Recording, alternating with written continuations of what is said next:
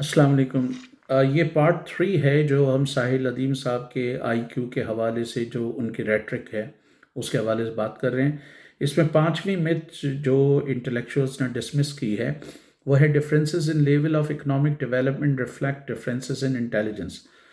तो ये हम पढ़ते हैं। Finally despite the absence of any other credible evidence, the fact that there are enormous global inequalities in wealth and technology leads some people, including it seems James Watson, to conclude that these differences must be due to innate differences in intelligence between population. तो ये जो मुख्तलिफ अक़वाम के दरमियान जो है वो global inequalities है, और वो इनइक्वालिटी टेक्नोलॉजी में भी है, दौलत में भी है। तो इसने कई इंटेलेक्चुअल्स को फिर इस बात पर मजबूर किया, इंक्लूडिंग जेम वाटसन, कि वो ये कहें कि शायद इसका कोई ताल्लुक जेनेटिक्स से है। This myth is exploded by biologist Gerard Diamond in his book Guns, Germs, and Steel. Diamond argues that people living in societies with Stone Age technology, like for instance traditional New Guineas, need to be at least as intelligent as modern Europeans and North Americans in order to survive. अब इसमें वो guns steel guns germs and steel जो किताब है Jared diamond की, उसका हवाला देते हैं। वो कह रहे हैं कि न्यू गिनी में जो लोग स्टोन एज अभी तक इस्तेमाल कर रहे हैं उनके लिए ज़रूरी है कि वो टेक्नोलॉजिकली यूरोपियंस के बराबर आएँ अगर वो सर्वाइव करना चाहते हैं। Civilization developed more rapidly on the Eurasian landmass, not because its inhabitants were more intelligent, but because they had the good fortune to live in more favorable environments. अब gerund diamonds ने जो global inequality की बात की, अगर आप ये किताब पढ़ें तो उसमें उसने जियोग्राफी को बेस किया है, उसमें उसने नस्ल को बेस नहीं किया। यहाँ पर भी वो ये कह रहा है कि यूरेशिया का जो लैंड मास है, मसलन यूरोप और एशिया के जो पार्ट्स हैं, उन्होंने जो तरक्की की वो इस वजह से की, उनके इनहेबिटेंट्स की वजह से, लोगों की वजह से नहीं थी, बल्कि उनको इन्वायरमेंट ज़्यादा फेवरेबल मिला था, ज़्यादा साजगार इन्वायरमेंट उनको मिला था, which had more wild plants and animals that could be easily domesticated. और जो उनको इन्वायरमेंट मिला था उसमें ज़्यादा प्लांट्स थे और ज़्यादा एनिमल्स थे जिनको घर पे पाला जा सकता था, and N east west access allowing the easiest transmission of agriculture advances. और क्योंकि इनका लैंड मास ऐसा था कि उनमें बड़े बैरियर्स नहीं थे, नॉर्थ साउथ और सेंट्रल अमेरिका के, स्पेशली साउथ और सेंट्रल अमेरिका के दरमियान जो है वो जियोग्राफिकल बैरियर्स थे। जैसे एक जो है वो पहाड़ी की एक चोटी पे रह रहा है तो दूसरा दूसरी चोटी पे रह रहा है, जबकि लैंड मास जो यूरेशिया का था उसमें टेक्नोलॉजी की इंफॉर्मेशन जो है वो आसानी से ट्रैवल कर सकती थी। The technological advantage that accrued from this, together with a greater immunity to infectious diseases acquired from centuries of living in close proximity to domesticated animals, eventually allowed Europeans to invade, conquer, and colonize large portion of the globe. और वो कह रहा है कि technological advantages की वजह से जो यूरोपियंस को हासिल हुए, और फिर क्योंकि यूरोपियंस जानवरों के करीब रहते थे इसलिए उनकी बहुत सारी बीमारियों से उनको इम्यूनाइजेशन हासिल हो गई थी, जबकि साउथ सेंट्रल अमेरिका या अमेरिकास के जो लोग थे जिन्हें आप रेड इंडियंस कहते हैं, उनको ये इम्यूनिटी हासिल नहीं थी। इसीलिए जब यूरोपियंस वहाँ पे ये बीमारियाँ लेकर गए तो वो तेज़ी से उनकी आबादी ख़त्म हुई। कुछ अंदाज़ों के मुताबिक तो कम से कम 10 करोड़ लोग मरे, और इसी की वजह से वो कहता है जेरन डायमंड के Europe was in a position कि वो दूसरे मुल्कों पे हमला करे, फतह करे और उनको कॉलोनाइज करे, sucking out resources that gave a further boost to their economic development, leading to the vast inequality we see today. और इसकी बलबूते पे यूरोप ने बड़े पैमाने पे दूसरे ममालिक के रिसोर्सेज को लूटा और अपनी इकोनॉमिक डेवलपमेंट को बूस्ट किया, और उसी की वजह से ये जो हमें ग्लोबल इनइक्वालिटी मिलती है हमें इसी वजह से मिलती है। तो दैट वाज द पार्ट। अब जब ये साहिल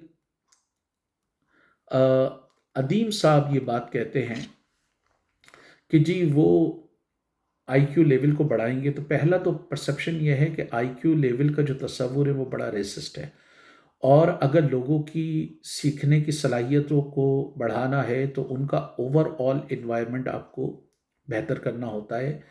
تعلیم اگر فری ہوگی، صحت فری ہوگی، پینے کا صاف پانی ہوگا، رہائش ہوگی، تو آپ یہ دیکھیں کہ یورپ میں جو لوگ جس طرح کی تعلیم پہلے ایلیٹ کے لیے مختص تھی، with the passage of time جب وہاں ریاستوں نے عوام کو سہولیات دیں، تو پھر آپ دیکھیں کہ فلسفہ، آرٹ، کلچر، اس میں ایک عام آدمی کا بھی اچھا خاصا عمل دخل ہوا۔ تو کیا ساحل ندیم جب یہ آئی کیو لیول بڑھانے کی بات کرتے ہیں، تو پاکستان کے 2.5 کروڑ بچے جو اسکول سے باہر ہیں، ان کو یہ اسکولوں کے اندر کرنے کی لیے ان کے پاس کوئی پیسہ ہے؟ 9 کروڑ سے زیادہ جو غریب لوگ ہیں، کیا ان کی یہ غربت کو ختم کر سکتے ہیں؟ یا 44% جو بچے غذائی قلت کا شکار ہیں، ان کو اکیلے ساحل ندیم صاحب کیا کھانا کھلا سکتے ہیں؟ یا 67% لوگوں کو جو چھت میسر نہیں ہے، ان کو چھت دے سکتے ہیں؟ ضرورت، اگر ہم اقوام کی تاریخ دیکھیں تو یہ صرف حکومتیں اس طرح کے کام کر سکتی ہیں۔ کیوبا آج لیٹن امریکہ کا سب سے ہائیلی ایجوکیٹڈ کنٹری ہے، ڈسپائٹ دا فیکٹ کہ 50 سال سے زیادہ اس پہ پابندیاں ہو گئی ہیں۔ ٹھیک ہے، دنیا میں چائلڈ مورٹیلٹی ریٹ اس میں کم ہے، اس لیے کہ ریاست وہاں پہ فری تعلیم دیتی ہے، صحت دیتی ہے، گھر دیتی ہے۔ اسی طرح چائنا میں ایک سینچری آف ہیومیلیشن رہی، اور 1949 سے پہلے ایک بڑی تعداد عوام کی جو ہے وہ افیون پیتی تھی۔ وہاں انقلاب آیا تو اس وقت وہاں کی لائف ایکسپیکٹنسی 36 تھی، 37 تھی، سوری۔ اس کے بعد ریاست نے وہاں پہ ریفارمز کی، تعلیم 19% سے بھی کم تھی، آج چائنا میں آلموسٹ تعلیم 100% ہے۔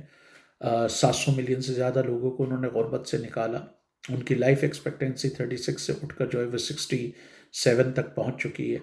اسی طرح سوویت یونین میں بھی لائف ایکسپیکٹنسی 1917 میں 37 سال کے قریب تھی، انڈسٹریلائزیشن شاید 11 سے 19% تھی، تعلیم بھی بہت کم تھی، لیکن پھر اسی سوویت یونین نے ڈسپائٹ دا فیکٹ کہ وہاں پر 2 کروڑ 70 لاکھ لوگ سیکنڈ ورلڈ وار میں مرے، اور کروڑوں کی تعداد میں جو ہے وہ زخمی ہوئے، 37,000 ان کی انڈسٹریز تباہ ہوئیں، شہر تباہ ہوئے، لیکن اس کے باوجود 1956 میں وہ دنیا کا دوسرا انڈسٹریل ملک تھا، تعلیم تقریباً 100% رہی، اگین ریاست کی مداخلت کی وجہ سے۔ چائنا میں ریاست کی مداخلت کی وجہ سے۔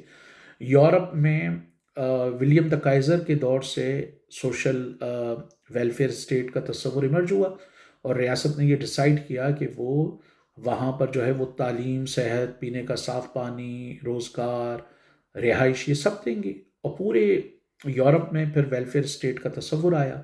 اور اس کے بعد یہ ہوا کہ آپ کو کسی آئی کیو اس کی ضرورت نہیں پڑی۔ اس کی وجہ یہ ہے کہ جن بڑے تعلیمی اداروں میں پہلے ایلیٹ جاتی تھی، سائنس، آرٹ، کلچر، فلاسفی، یہ اگر آپ 17ویں 18ویں 19ویں صدی اٹھا کے دیکھ لیں تو زیادہ تر ایلیٹ طبقات سے تعلقات رکھنے والے اس پر یہ کام کرتے تھے۔ یونان میں بھی آپ دیکھ لیں کہ ایک بڑی تعداد، اگر بہت ماضی میں چلے جائیں، سارے بڑے بڑے فلسفی جو تھے ان کا تعلق اشرافیہ سے تھا، یا اشرافیہ سے دوستی یاری تھی، اور وہ بھی یہ سمجھتے تھے کہ عام آدمی ان چیزوں کو نہیں سمجھ سکتا۔ لیکن بعد میں فلسفے کے مسائل ایک عام آدمی بھی سمجھا، سائنس کے مسائل ایک عام آدمی بھی سمجھنا شروع ہوا، اس لیے کہ اس کو اکنامک اپرچونیٹیز ملی۔